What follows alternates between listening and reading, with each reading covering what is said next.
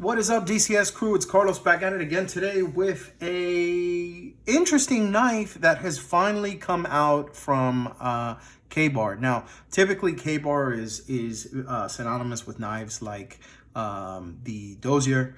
That's a fantastic knife made in Taiwan, I believe, Osage steel. There's a lot of really cool fixed blades that come from that line, particularly, you know, the Becker BK fixed blades. The BK7 and BK9 are staples in a lot of outdoorsmen's packs. But this is actually something that was created from the Becker line, in fact, designed by Ethan Becker himself, but it was actually translated to more of a folding knife variant, and that is the KaBar and Becker collaboration, known as the BK40. Now, this is not a small knife. This is not meant to be beat on like the fixed blade versions, like the BK7, the BK9. I actually own a BK7.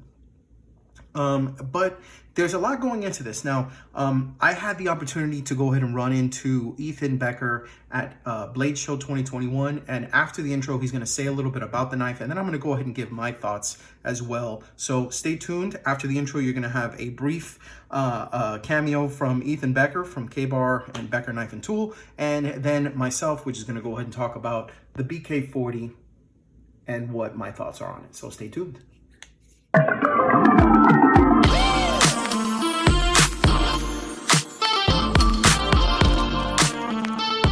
All right, guys, so welcome back. Like I said before, Ethan Becker is going to go ahead and take a moment and talk a little bit about this knife right here. This is the Becker BK40.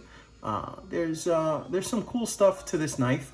It's a nice little history, and there's some reasoning behind why it was designed the way it was. So let's go ahead and listen in on Ethan Becker as he go ahead and talks about the reasoning behind this knife. Hello, I'm Ethan Becker, and I'm president and designer of Becker Knife and Tool. And the knives, in case you don't know, are made by KaBar. And we come out with a new knife, my first folder. This was inspired when I was a kid. I grew up in a farm community. My parents weren't farmers, but everybody around us was. And as kids, what we would do, we would all get the biggest, baddest knives we could possibly get. And the people, the adults who were actually doing the work, carried either three-bladed sockman or they carried sodbusters. And the sodbuster's been around since 18-something, 1890. And the older I got, the more that knife impressed me. Now, this is not a sodbuster, but it's inspired by the sodbuster. It's a medium to large size folder, and it's got a blade that'll do an awful lot of work. And there's a little tiny bit of jimping up here, and I try to get this angled attack on everything, because when I'm making cuts and stuff, this is what I'm doing. And it's just that simple. So, and this is pretty good skinning belly, because it looks an awful lot like a BK16. And nice high flat grind, and that makes it plenty slicey. And the primary purpose of a knife is to cut things. Now, a lot of people say, well, you don't have a real sharp point, and that's a lock that is possible to fail if you're stabbing it into a half-inch armor plate. The last time I was in the woods, I did not worry about being attacked by a tree or a piece of armor plate. So it's plenty good. And I have another problem with folding knives. I've always had this problem. If I invest more than $50 in a folding knife, that folding knife will come out of my pocket somewhere I can't ever find it again. If the knife is below $50, even if I wanted to lose it, it won't go away.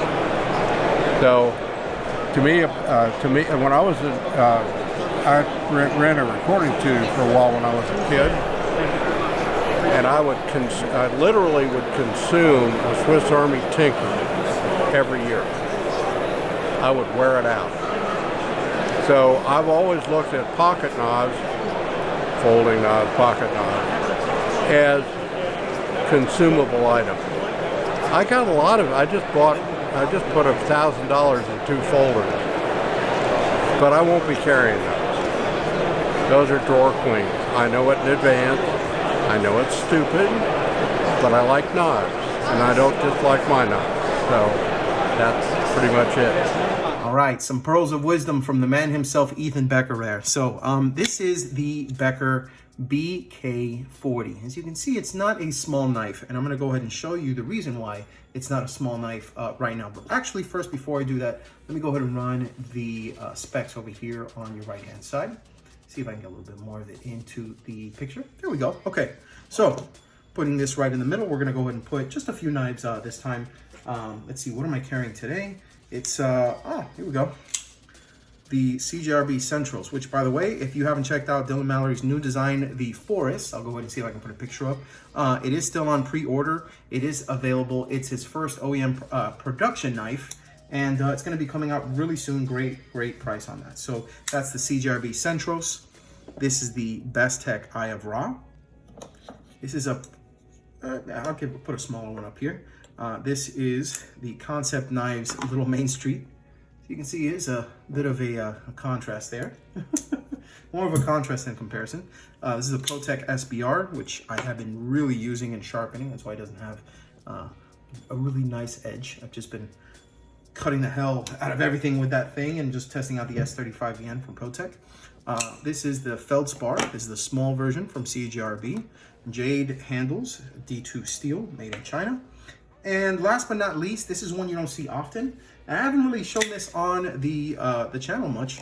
This right here is the Khopesh. I'm hoping I'm saying that right now, that correctly. This is from Battle Runner Systems Evolve line. This is a pretty large knife that will be coming up in the future in reviews, so stay tuned for that one. But in the meantime, we'll check out a little bit more info on the BK40. So there's a couple of things that I do when I pick up a knife, okay?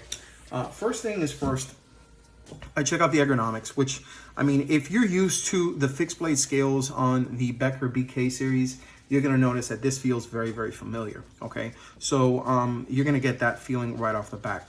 Now, this does have liners, and the liners are painted black, okay? The hardware is also black with the exception of the clip, which has kind of like a stainless kind of look. It is a wire clip, and you have tip up and tip down, left or right hand carry on both sides, okay? They also added a black thumb stud on each side. It does catch very easily in the hand, so, you know, placement of the thumb stud was great because it allows you to be able to go ahead and instead of just doing an outward motion, you would do like an upside down J motion. Instead of it being this way, it would be this way, you know, and it works out extremely well, okay? The blade shape is actually really, really good. This blade shape, it looks like it almost has like just a little bit of recurve, but it doesn't. I mean, I find it to be, you know, extremely ergonomic. It has kind of like this, I don't want to say harpoon, but you see how this swedge kind of comes down a little bit.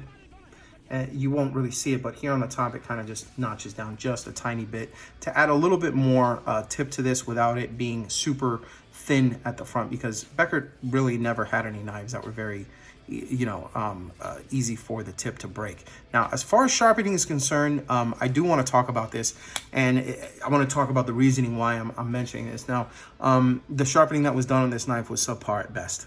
This is made in China, and unfortunately, on one side, they seem to have, you know, sharpened it quite a bit more than another side, and you can see and you can tell that by looking at the tip. Maybe I can go ahead and show it this way.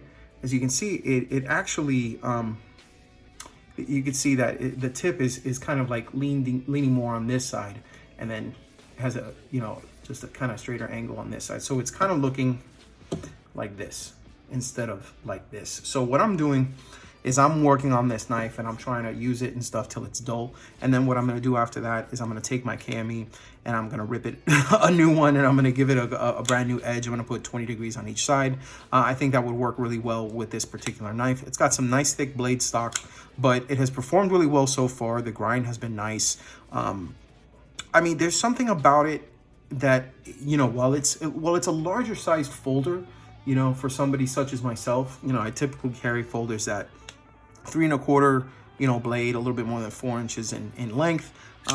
This is something that, I mean, I can see myself carrying, with the exception of one small thing. Now, this is something that they've fixed with Giant Mouse and some Spyderco's. He has this wire clip that's been added to this knife. This is the only real con that I can give it, because of in all honesty, you know, with sharpening, I mean, when you go through that many knives, you're bound to fuck up one or two, and you can always fix that at home. But when it comes to the clip, I think that this clip was a bad choice. And I say that because a wire clip on a knife that's this heavy makes it cumbersome. It just makes it feel weird, and this is going to break. I mean, you know, it is springy, don't get me wrong, but for something of this weight, it doesn't feel right. It really doesn't. I mean, the action on this is good, considering, by the way, this is not something that is meant, you know, to be pocket jewelry. It's meant to be used. You have like kind of these plastic handles, and you have phosphor bronze washers. Okay, it doesn't run off of bearings, and it's not Teflon washers. It's actually phosphor bronze washers. I may do a teardown just to be able to see the insides of this. I will say that another thing that I would probably consider a gripe is I would have liked to have seen some skeletonized liners. There's actually absolutely none. Can't really see it on here because it's black, but I can tell you, just take my word for it, there's exactly zero skeletonization on there. So you know, I would have done that, you know, and I would have nixed the clip. I would have put, you know, just another clip. But other than that, I mean, this is a pretty solid promise. This is a pretty nice release from Ethan. Being that he is a fixed blade guy, it's nice to see him come out with something like this. You know, he mentions it himself, you know, you're not going to send this out to do anything that you'd normally take a fixed blade to. It's really, it's very cut and dry the way that he mentions it. And I'm glad he does, because he tells things like it is. And trust me, he is chock full of stories. But the truth is, for most stuff, like, as an example, I give my landscaper a loaner knife every time, the one that he usually uses, which is an Ontario Rat 1 that I gave to him. Once that goes dull, you know, I'll give him another knife for him to use. And let me tell you something, he goes through, I mean, it takes him a few weeks to be able to really go through the edge. But I put a fresh edge on the KME, you know, I strop it, I get a nice and hair-popping sharp, and he goes through that thing like crazy, so that when it comes back, I mean, there's a bunch of gunk inside, and then there's like more chips than a bag of Frito-Lays on the freaking edge.